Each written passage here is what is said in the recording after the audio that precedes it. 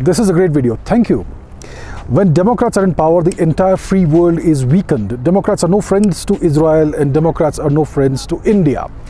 Well, overall, I would kind of agree with what you're saying. I would actually strongly agree with what you're saying. Let's take the example of the India-US relationship whenever Democrats were in power. Take the example of Bill Clinton. Bill Clinton was a Democrat.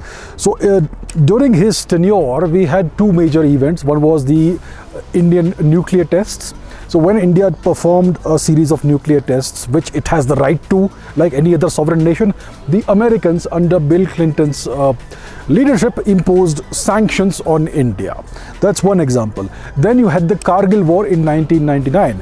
And when India needed the GPS services, the Americans cut it off to India. So the Indian Army was not able to use GPS, geolocation services. So that's another example of how the Democrats have behaved towards India. Then let's take the example of Barack Obama, the next Democratic president. He had this habit of lecturing India and being, all patronizing. For example, whenever he met Modi, he would give lectures about freedom and democracy and human rights to India, that sort of thing. And now we have Mr. Biden, who's president.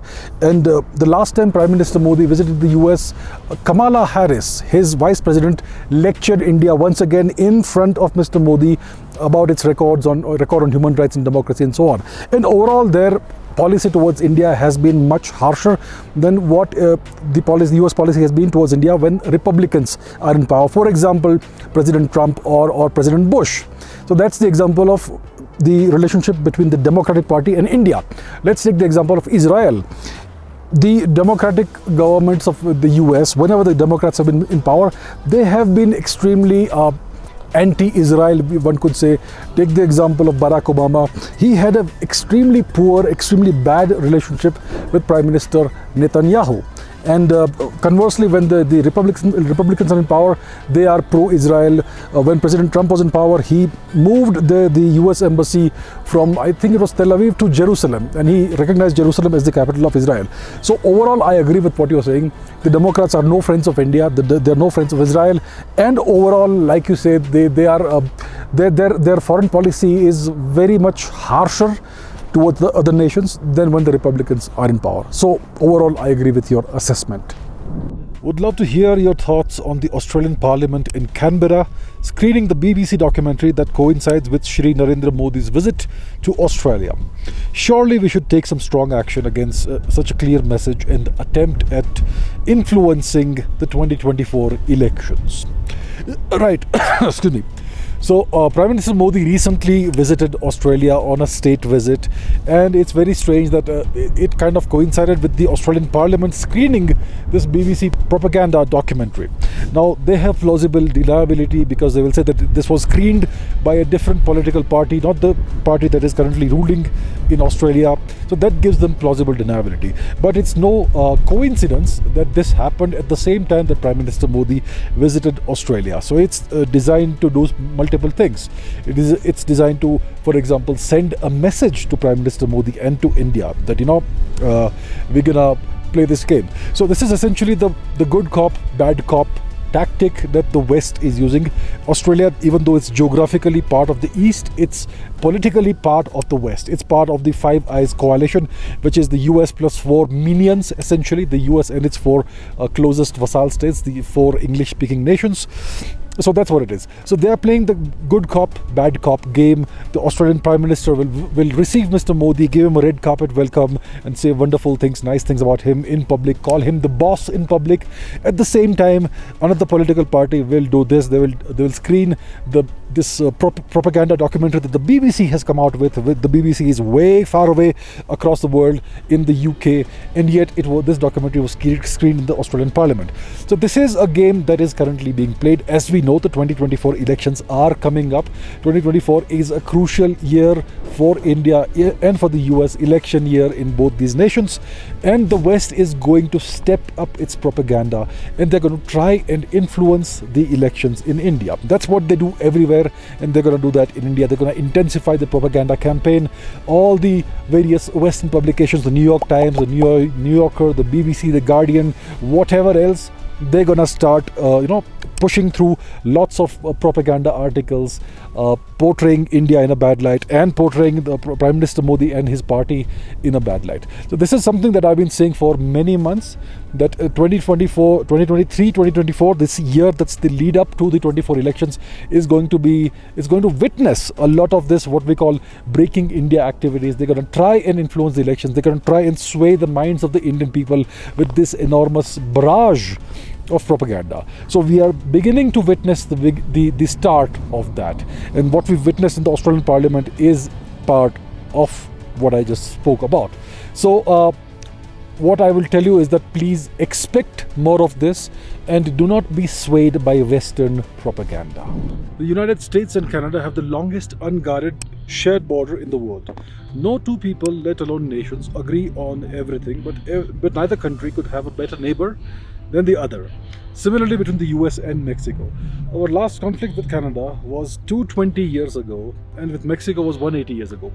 Yes, indeed. You have a very large, a very long, unguarded border with Canada. Why is that so? And you're building a fence or something like that with Mexico, aren't you? Now, the question is this. Why does the US have an unguarded border with Canada? It's because Canada does not pose any kind of threat to the US. Imagine this scenario. Canada starts militarizing and starts building up significant military power and muscle. Imagine Mexico also starts doing this, building up a significantly powerful military. How will the US react to that? Do you think the US will be the nice neighbor if this sort of thing happens? No. What the US did 220 years ago, in the last 200 or so years, is that they defeated Mexico. They grabbed a huge chunk of territory, Baja California, Texas, all of that. So that's what they did. They pacified Mexico, and then they built a very robust border security mechanism with Mexico.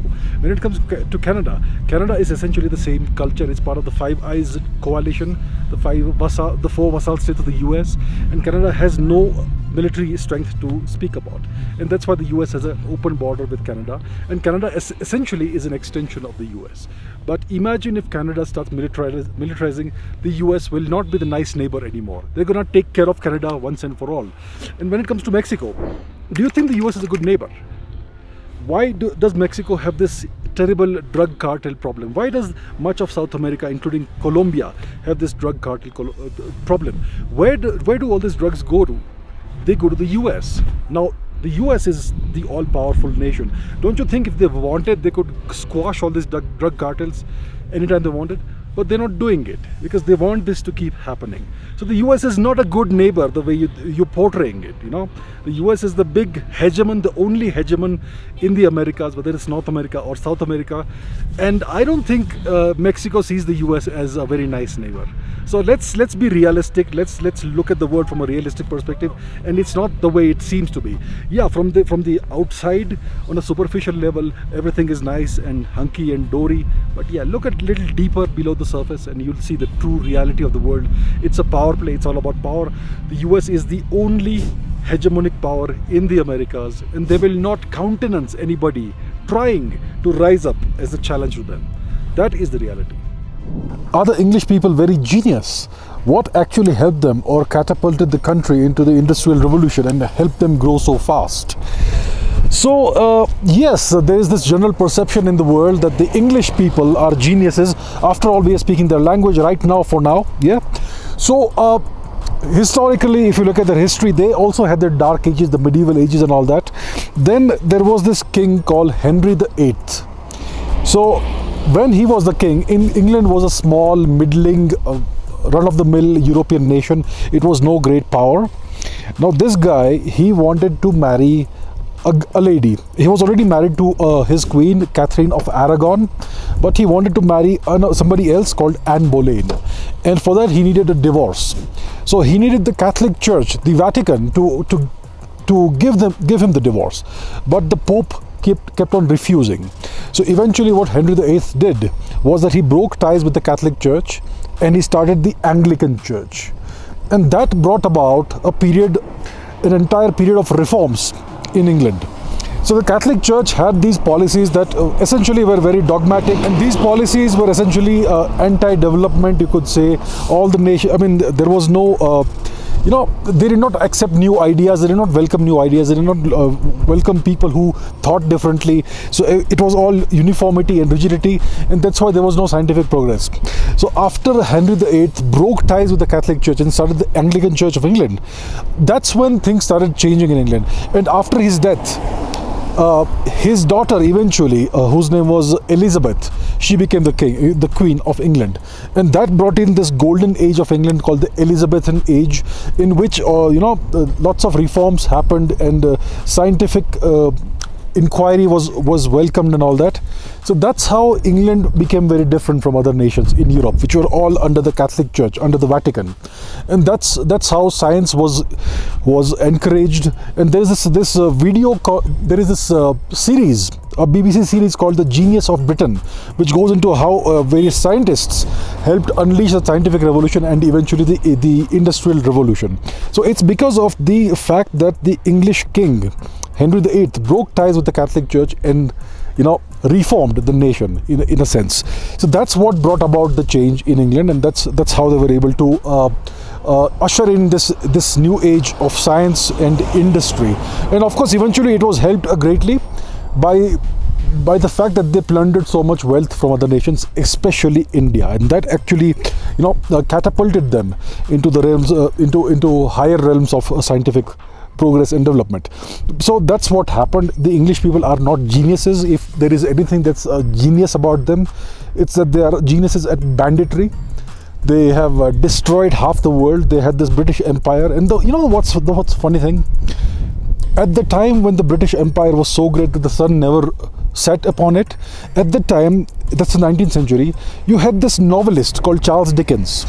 Now he was the greatest. He's known as one of the greatest novelists of all time, especially in English, and he was so well loved because his stories, they went to the heart of what was really happening in England. They spoke about it. These novels spoke about what the real life was like in England.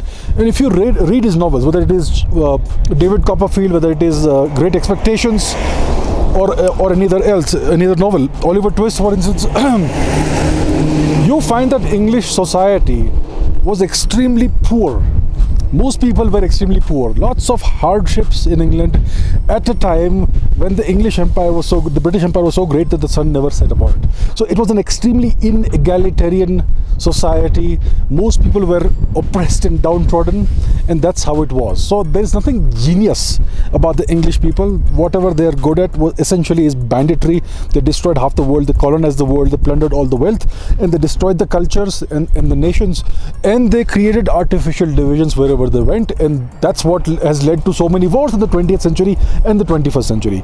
So that's the deal about England. Nothing genius about them, but they were great at banditry, and they still are. Please subscribe for more updates about my geopolitical fact-finding mission in the Ladakh Valley.